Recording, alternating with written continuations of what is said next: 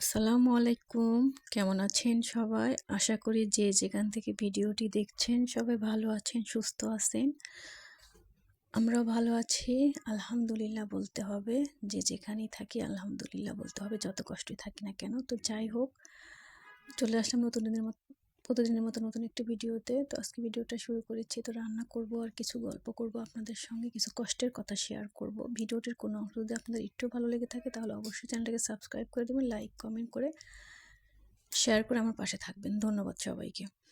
বাবা মায়ের একমাত্র আদরের সন্তান হয়েছে হয়েছে আমি, অবহেলিত। আসলে সব মেয়ে মা বাবার কাছে সবচেয়ে খুব আদরের। কপাল গুণে কেউ কেউ আবার শ্বশুর বাড়িতে আদরের থাকে, যদিও সেটা খুব কম সংখ্যক দেখা যায়। আবার কেউ অতি আদরের মেয়ে হয়েও কিন্তু স্বামীর ঘরে হয় অবহেলিত, অত্যাচারিত। পড়াশোনা থাকার পরেও মেয়েরা স্বাবলম্বী হতে পারে না, আর সেটাই কিছু কিছু মানুষরূপী জানোয়াররা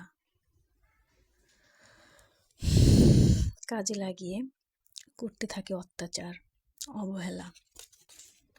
তার একবারও ভাবে না এই অত্যাচার অবহেলা মানে যাকে করছি তাকে আমার কখনো হয়তো বা কাজে লাগতে পারে।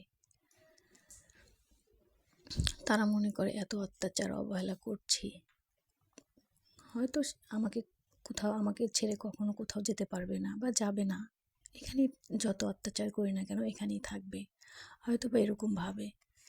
তো যাই হোক,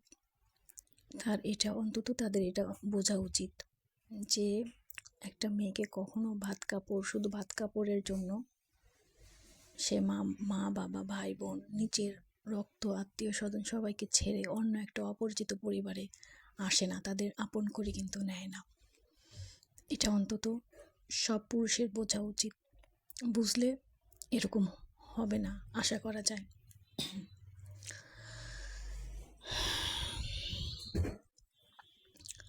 আসলে মেয়ে মানুষের জীবন খুবই কষ্টের।